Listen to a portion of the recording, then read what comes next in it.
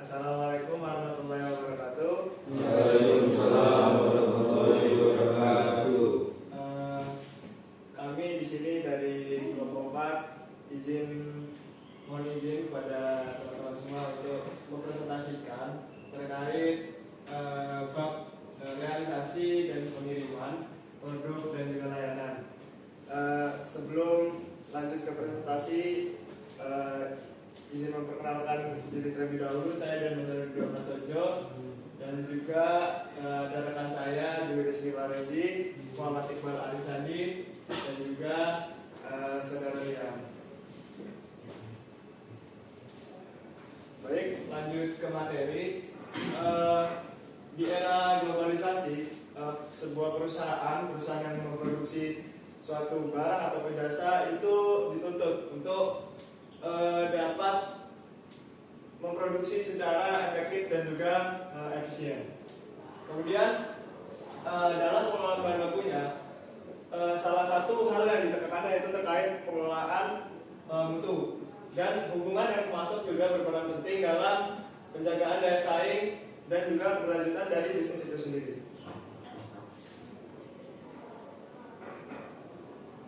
Baik, lalu apa tujuan dari pembelajarannya? Di sini kita sudah membuat 8 poin untuk tujuan pembelajaran. Yang pertama yaitu terkait mengenali kegiatan yang mempengaruhi proses produksi. Kemudian yang kedua, mengidentifikasi dan memahami persyaratan konsumen dan produk. Ketiga, menentukan proses QMS atau Quality Management System yang relevan untuk proyek tersebut. Kemudian keempat, memfokuskan pada persyaratan penting bagi kepuasan konsumen. Kelima, menyusun rencana komunikasi dengan konsumen. Kemudian yang keenam, memilih input yang sesuai dan memeriksa output yang dihasilkan. Kemudian yang ketujuh yaitu menyeleksi dan mengevaluasi calon pemasok. Dan yang ke-8 yaitu menentukan informasi dan kriteria pemberian yang diperlukan. Oke, selanjutnya masuk ke perencanaan realisasi produk. Apa sih perencanaan realisasi produk ini? Ini merupakan proses atau sebuah sistematika yang sistematis untuk menghasilkan produk atau pelayanan yang memenuhi kebutuhan pelanggan serta standar dari perusahaan. Kemudian elemen dari perencanaan itu di sini ada 5. Yang pertama, identifikasi kebutuhan pelanggan, kemudian menentukan spesifikasi produk atau jasa, kemudian sumber daya produksi, penjadwalan produksi, dan juga identifikasi resiko.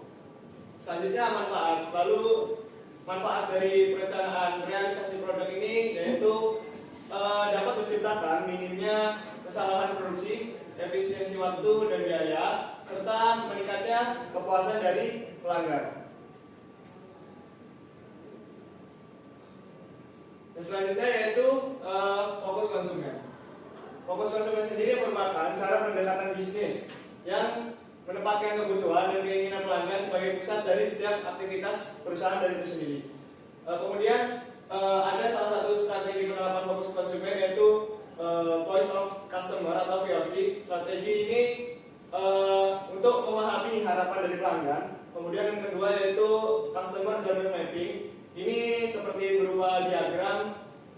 Diagram ini merupakan testimoni dari pelanggan. Kemudian personalisasi produk dan layanan. Ini memberi opsi custom sesuai preferensi dari pelanggan itu sendiri. Kemudian ada program loyalitas. Program loyalitas ini merupakan program reward atau hadiah lah. Ini untuk mempertahankan pelanggan kita supaya tetap untuk dapat mempercayai kita sebagai produsen.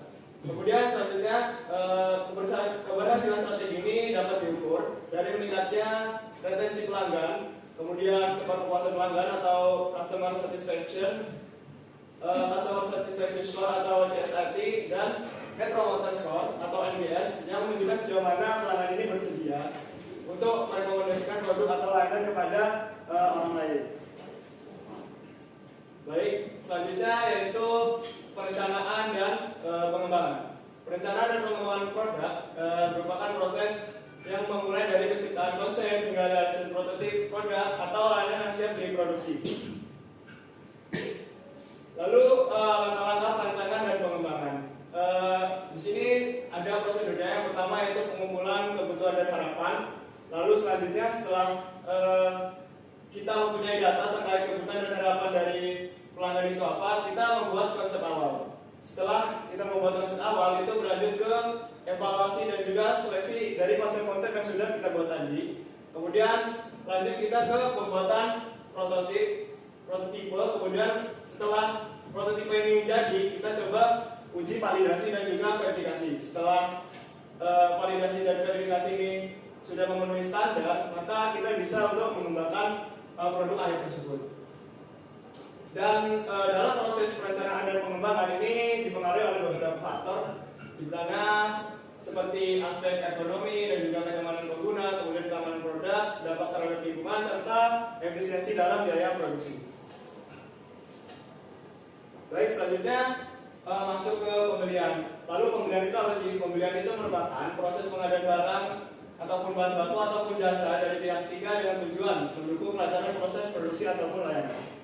Kemudian tahap dari proses pembelian ini terjadi menjadi 5 tahap di sini. Yang pertama itu terkait perencanaan kebutuhan. Perencanaan kebutuhan sini mencakup dari menentukan jenis, jumlah, dan kualitas barang yang dibutuhkan. Kemudian yang kedua yaitu identifikasi dan seleksi pemasok. Di sini di tahap ini itu menilai pemasok berdasarkan harga, kemudian kualitasnya bagaimana, kapasitas, keandalan, serta reputasinya bagaimana. Selanjutnya itu yang ketiga itu negosiasi kontrak. Ini menyepakati harga, kemudian waktu pengiriman, syarat pembayaran, dan juga penalti jika memang ada kesepakatan yang tidak sesuai. Kemudian selanjutnya itu penerbitan purchase order atau PO. Ini untuk mengeluarkan surat pesanan resmi kepada pemasok. Dan yang terakhir itu terkait monitoring pengiriman. Ini berfungsi untuk memastikan produk ini dikirim secara tepat waktu atau tidak, dan apakah sudah sesuai spesifikasi atau belum. Nah, evaluasi terhadap pemasok ini dilakukan secara berkala berdasarkan dari kualitas produk, kecepatan pengiriman, harga kompetitif, dan layanan murah jual guna memastikan efisiensi dan keandalan rantai pasok. Selanjutnya yaitu terkait persyaratan produk dan juga jasa. Terkait persyaratan produk dan jasa, di sini terbagi menjadi 5 aspek.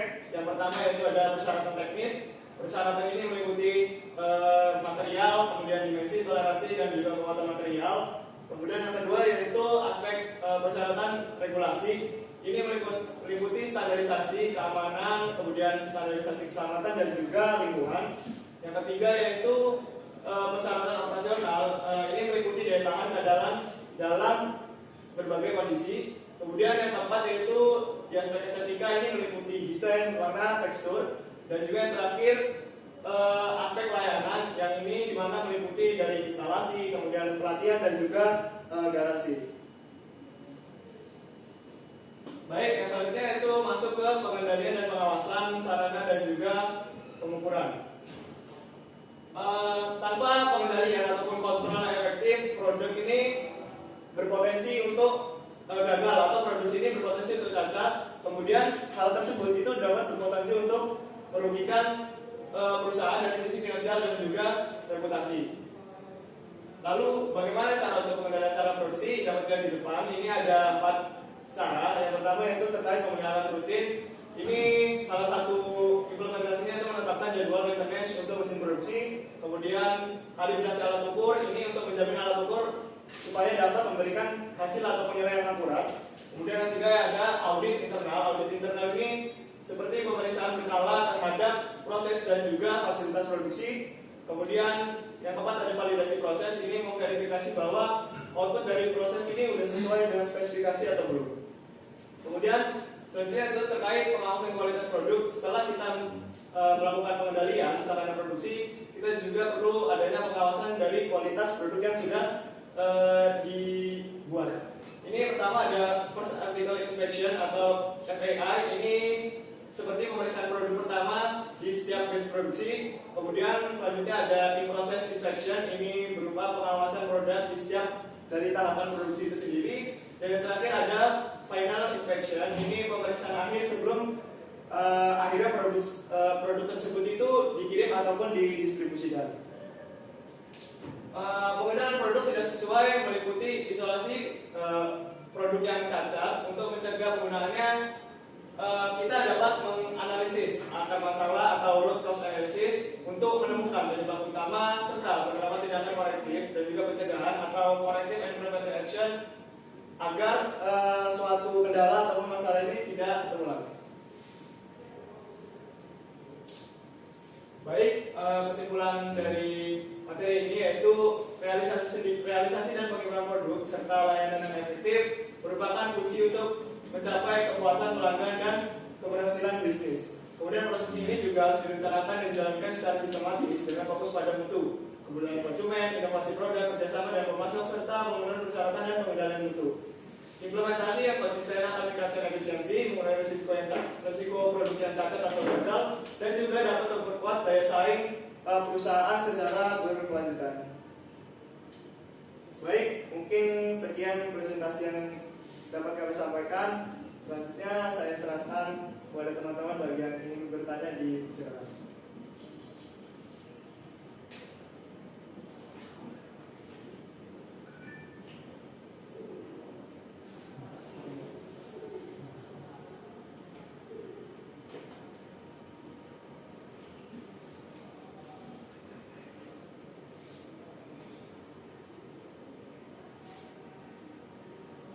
Baik, perkenalkan, nama saya Ibnu Mubarok, perwakilan dari kelompok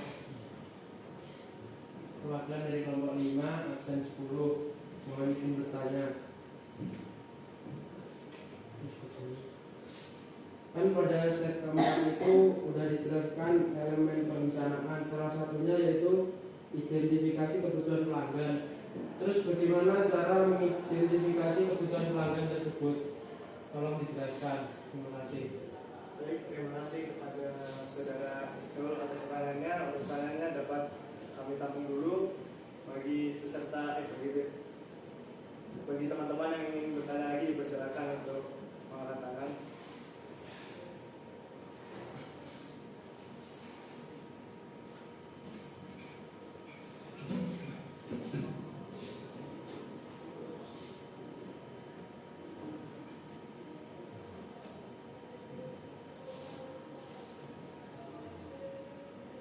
Baik, dipersilakan.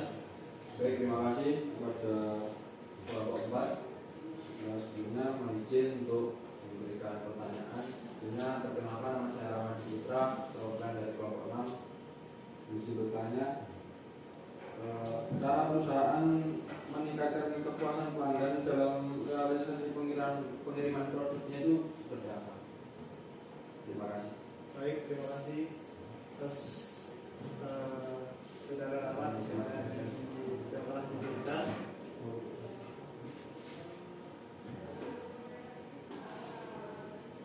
Baik, untuk pertanyaan berikutnya, untuk pertanyaan sebelumnya kami tampung dulu. Bagi yang ingin bertanya dipersilakan untuk mengangkat tangan.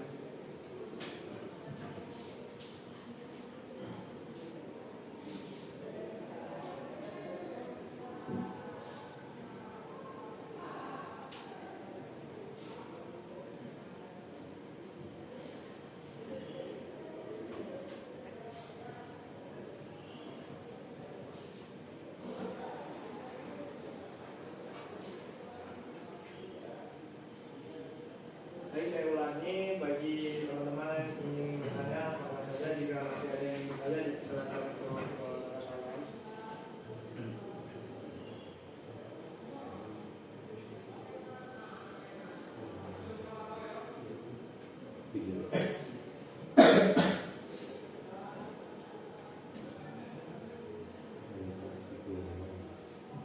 Baik, dipersilakan untuk Baik, izin bertanya, perkenalkan saya Muhammad Abdul Rahman, perwakilan kelompok 5. Izin bertanya, bagaimana cara perusahaan meningkatkan loyalitas pada pelanggan? Baik, terima kasih. Untuk pertanyaannya akan kami tampung. Untuk selanjutnya bagi peserta yang ingin bertanya dipersilakan. Dipersilakan. Izin bertanya, perkenalkan nama saya Muhammad Kamdan Gansa, saya dari kelompok 3. Apakah ada prosedur untuk menindaklanjuti hasil pengukuran produksi yang menyimpang dari standar spesifikasi yang ditetapkan? Mohon maaf, bisa diulangi. Apakah ada langkah prosedur untuk menindaklanjuti hasil pengukuran produksi yang menyimpang dari standar spesifikasi yang ditetapkan. Terima kasih.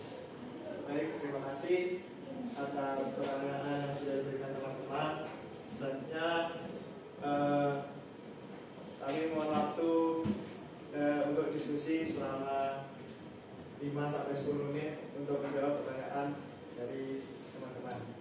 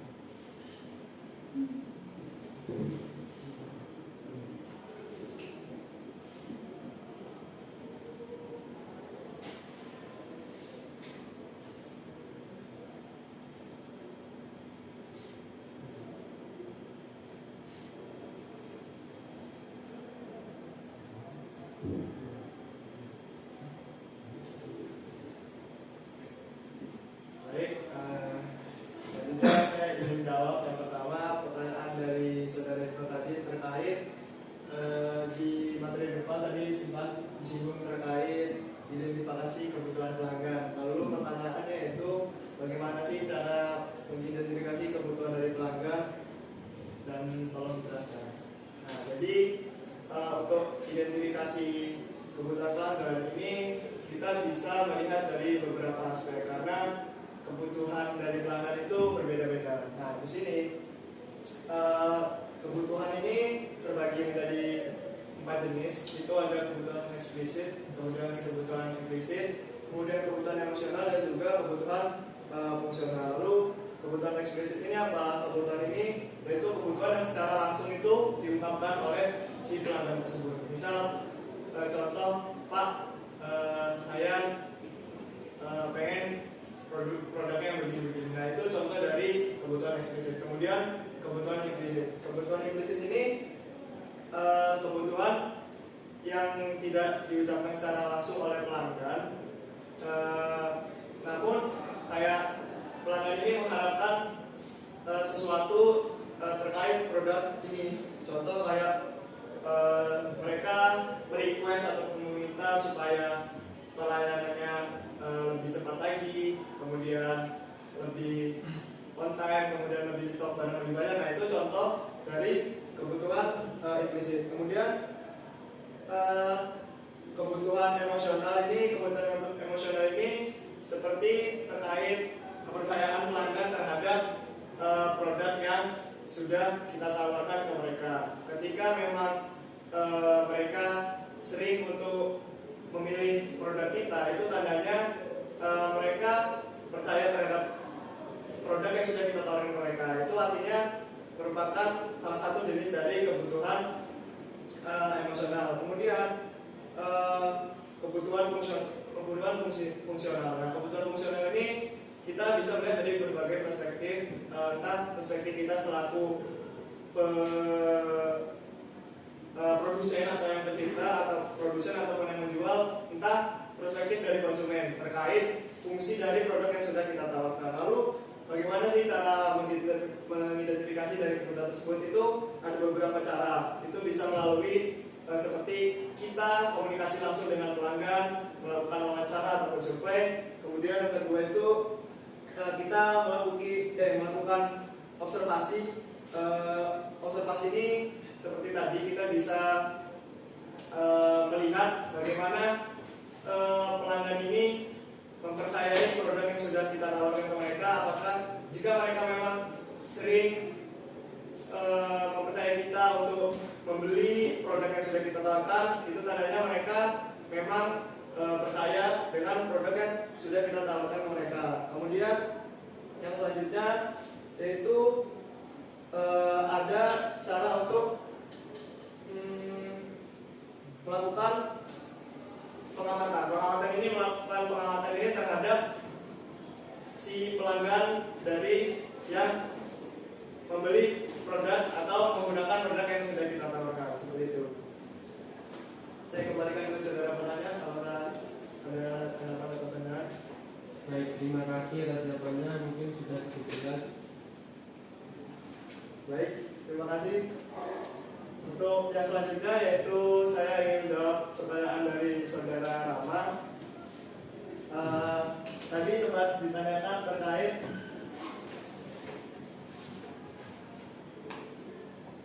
bagaimana cara untuk si perusahaan ini dapat meningkatkan kepuasan dalam realisasi pengiriman produk. Nah, untuk cara perusahaan untuk meningkatkan kepuasan pelanggan dalam realisasi pengiriman produk ini dapat dilakukan melalui berbagai hal. Salah satunya yang pertama yaitu dengan cara kita melakukan pengiriman secara tepat waktu atau on-time delivery, dan juga kita dapat memastikan barang ini dikirim sesuai jadwal yang sudah disepakati oleh bersama. Kemudian kita dapat saat pengiriman barang itu kita menggunakan yang namanya sistem pelacakan. Ini berfungsi supaya kita dapat memantau seperti apa proses dari pengiriman ini sudah sampai mana. Kemudian salah satu cara lagi yaitu terkait pengemasan produk yang aman dan rapi. Pengemasan produk yang aman dan rapi ini secara langsung akan meningkatkan kepuasan dari konsumen itu sendiri terkait produk yang sudah kita tawarkan ke mereka, karena hal kecil pun itu akan berpengaruh terhadap kepercayaan konsumen terhadap si produsen tersebut.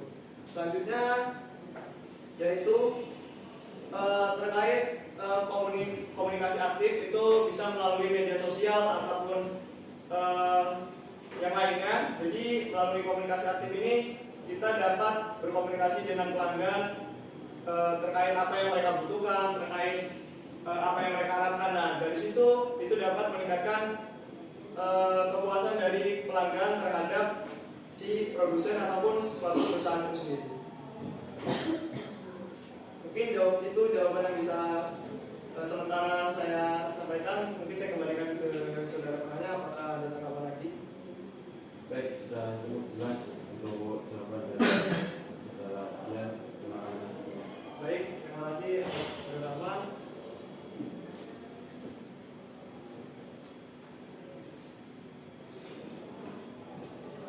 Baik, yang selanjutnya dari saudara Amipur, pertanyaannya itu terkait bagaimana sih cara perusahaan itu meningkatkan loyalitas pelanggan. Jadi untuk meningkatkan loyalitas pelanggan itu ada beberapa cara yang dapat perusahaan itu lakukan. Untuk yang pertama yaitu terkait memberikan pengalaman pada pelanggan yang baik, yaitu seperti perusahaan ini dapat memastikan bahwa pelanggan ini puas akan produk yang sudah kita tawarkan ke mereka. Kemudian yang kedua yaitu terkait mengenal pelanggan. Kita perlu untuk mengenali pelanggan. Kita perlu untuk tahu bagaimana sih kebutuhan dari pelanggan tersebut, bagaimana sih keinginan dari pelanggan tersebut. Kemudian yang ketiga yaitu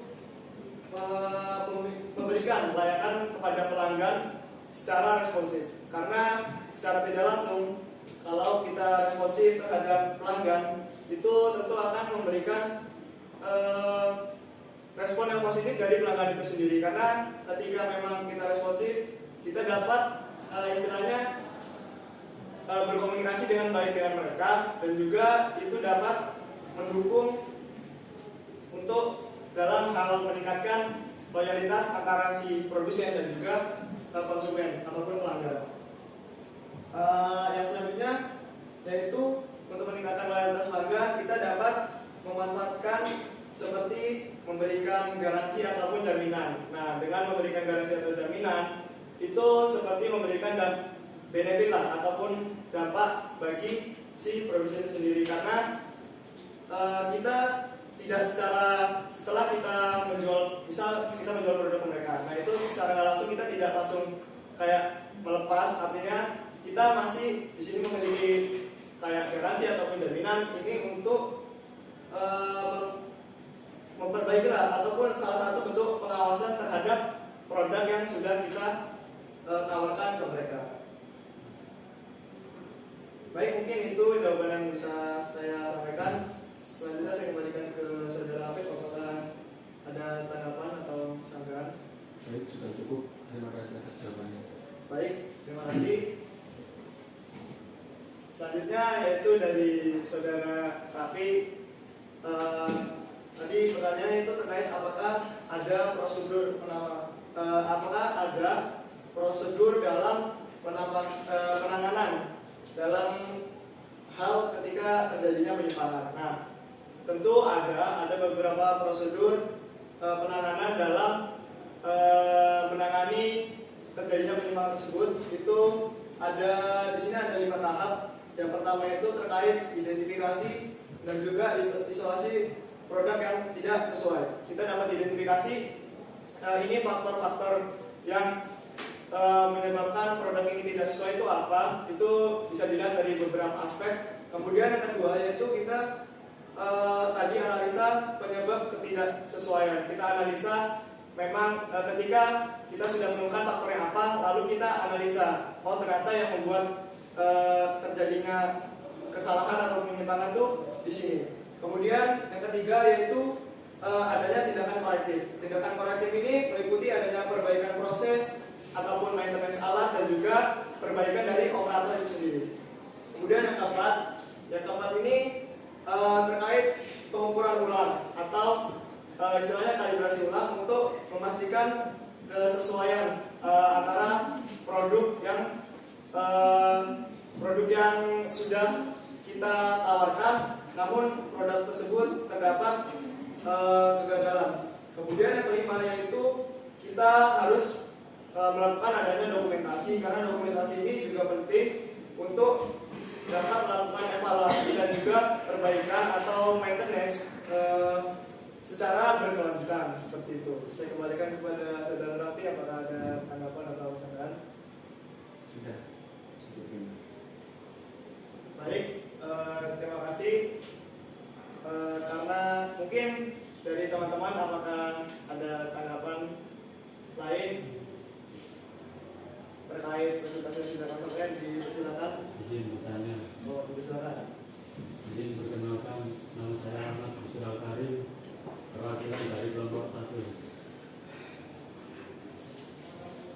indikator apa saja yang digunakan untuk mengukur keberhasilan strategi fokus pada konsumen?